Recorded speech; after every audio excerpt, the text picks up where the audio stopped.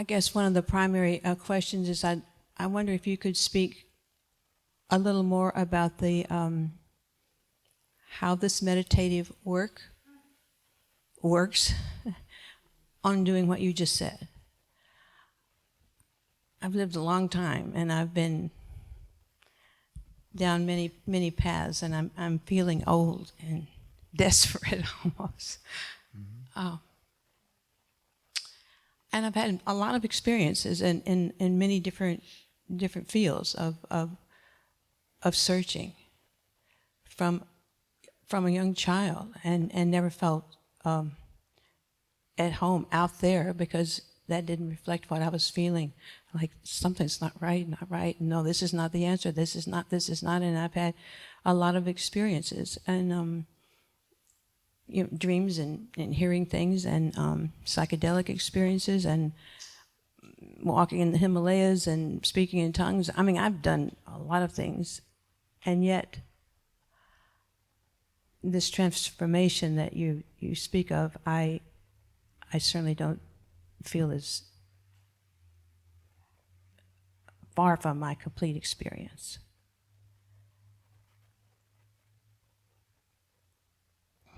And that's what I want, to be transformed completely, to have this melting that you speak of. Mm-hmm. And now that we've experienced just a little toes in, as you said at the beginning of this weekend, I'd like to hear more about what this work that you present, that I've just now experienced, does to further mm-hmm. what you just outlined. Mm-hmm.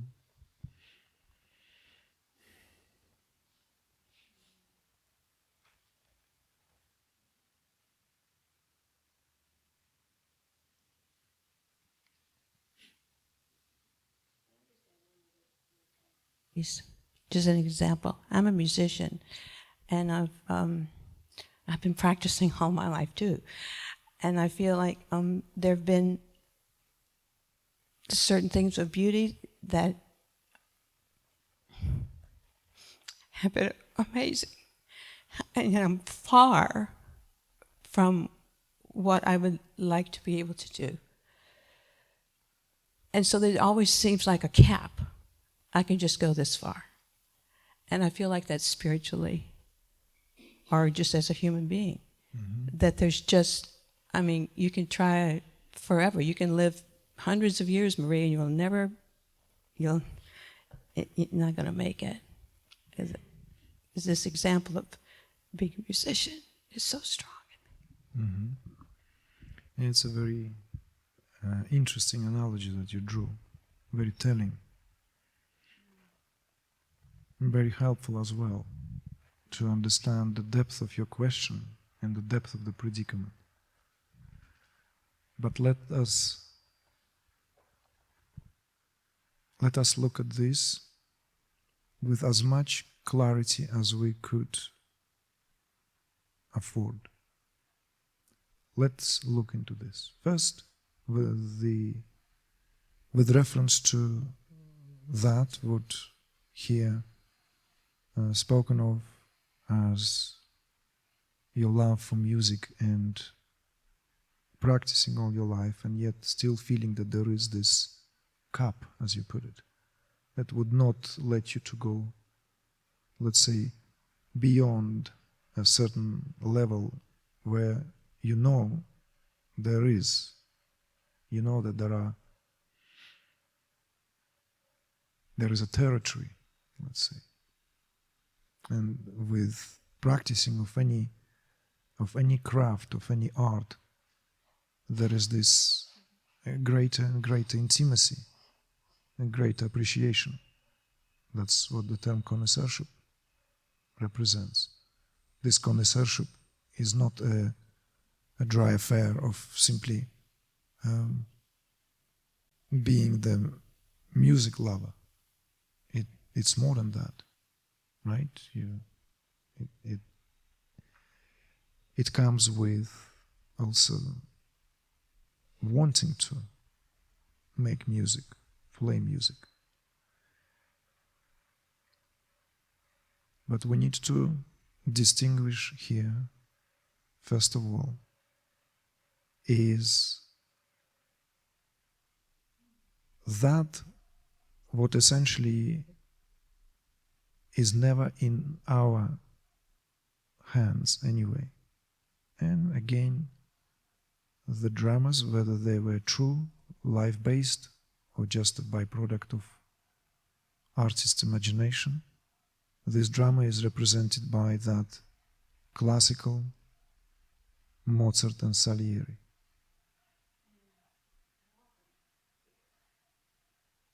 Well, because it archetypally represents, and there were attempts also made to rehabilitate Salieri. There are different, right? There is a, let's say, a blue screen version of the Mozart, wonderful film by Coppola. It's heartbreaking. It's a piece of cinematography. But it's almost plays with cliches there. And it's very, very strong study of the characters. So it's not flat. But there are attempts were made to present this in a different light. So what if Salieri was not driven by that what we think he was driven by? And it was just that more of a Shakespearean drama, breaking down, because he was a greatly accomplished musician. But what he could not stand is the frivolous attitude of Mozart. Mozart was just like almost seemed to be a freak of nature. And he hated that because everything in his understanding, in a way, denied everything that was sacred to Salieri. That's where the drama unfolds, and where the beauty is hidden as well, which allowed this to make it into that, what would be the opera, the piece, right? The play, the movie, what have you.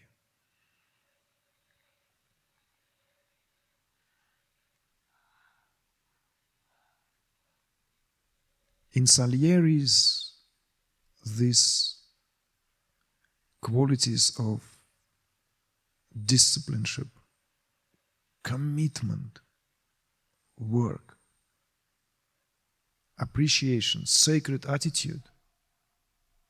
And in Mozart is often, well, how he was portrayed, a debaucher, right? Enamored by some trivialities. Like he brings the fiddle from the street just because he liked the way he hit that note totally out of tune, and it's unbearable.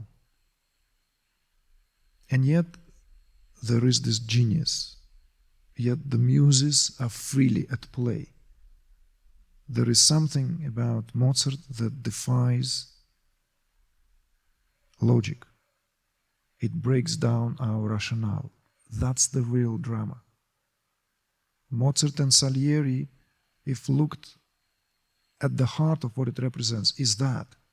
It's what breaks down these very boundaries of our rational understanding of the world. Because Mozart stands here as the servant of that untamed, destructive to that power of creative genius. Because everyone around him is being sacrificed, well, now okay, we want to be clever clocks, we want to step out of that, we all now in the workshop of the history instead. What was Mozart? Mozart was the first real big casualty of the age of capitalism. It's the breakdown of certain social structure when music was in the hands of patrons, in the hands of greatest patron of all, church.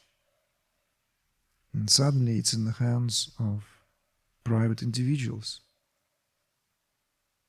entrepreneurs, industrialists, novorish, people with money who just made it. This is the age. And Mozart is the first casualty of that. He is thrown into the machinery. He is basically run by a system.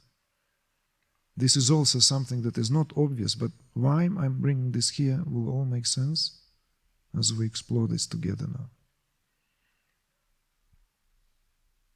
So that you understand that playing music and what would be played through you is never up to you. It's never up to me. It's never up to us. Music is not of human origin, period. Music, it's all there is. Music, it's the harmony of creation made audible. It's that what comes out of pure silence, and it comes in harmonies. It comes in harmonies. It breaks the silence for the sake of, and because it's impossible to contain the swelling of that what the silence contains. And in that moment, music floods out. It pours out of itself, out of its own plenitude, and that's what in its essence music is. There is this term which is both relevant to Eastern and Western cultures. In India there is this understanding, there's a Gandharva. Gandharva is like yet another realm. Yet another realm of existence. Like we live on an earthly plane. And as you know, Indian spirituality is rich in these layers, levels, planes of existence. Lokas, they often called. Different lokas, right? And this area, provenance, somewhere in a very refined realm of consciousness, known as Gandharva. And that area is where essentially the celestial sounds come from. And I love that understanding that is present in Indian culture, in Vedic culture, that some beings, they come straight from that region and incarnate on this plane with one sole purpose, so that they can carry through their talents the harmony of that region, so as to ennoble life on this planet. They are celestial beings. They are not of human origin. They don't know how to live here. And it's the responsibility of a given culture to take care of them. That's how India at least understands gifted musicians. Always understood that. The patronage will immediately be there. You have the musician of exceptional quality, have to be supported. We can't let him or her die. We can't let him or her do anything else. That's why Mozart is a casualty, because he was burned, he was miscarried in a way, hence the tragedy there. But because he didn't know how to live, he was unfit to live. The only thing he could do is to create music, and that's what he knew how to do. And this is why he was like a freak of nature. We can speculate, well, he is an abused child. Because today, if we apply psychological angle, Mozart is an abused child. He would not be given a supper until he plays.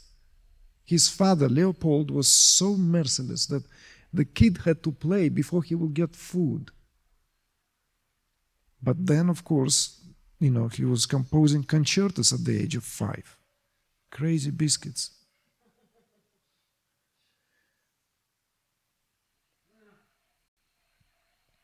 That what you feel, you see, every artist feel. At least to my knowledge, if artist is truly sincere. Never artist is satisfied with what he or she does. It's the price you pay. The price here is precisely in knowing and feeling more. The more you feel, the more you are confronted by the limitations even of the great mastery which inevitably comes.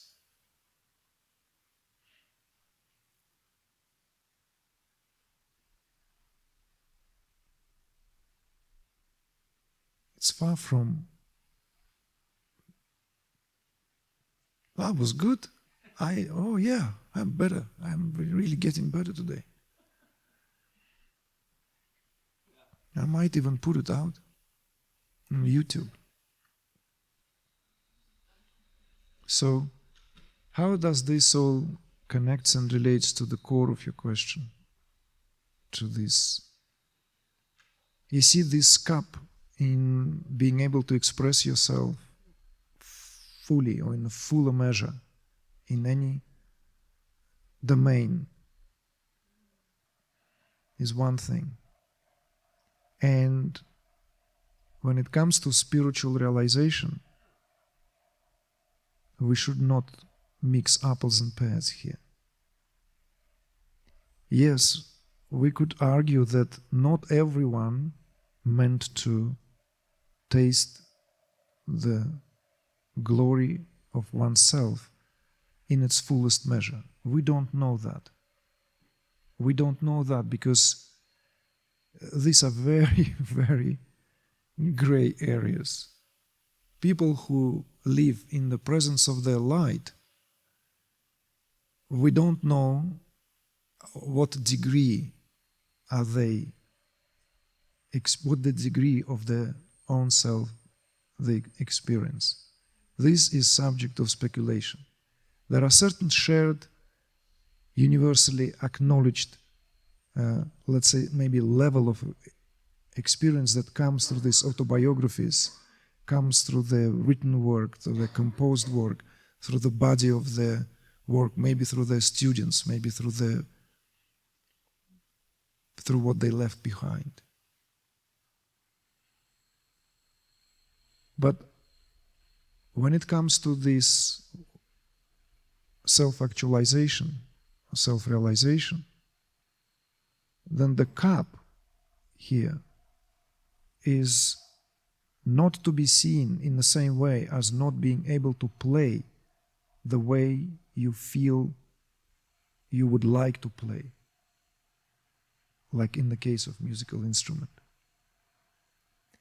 Because although the capacity to express ourselves is paramount to the freedom to which we have for that self-expression, and that freedom is only encumbered, it's only restrained by certain above mentioned psychic conditionings.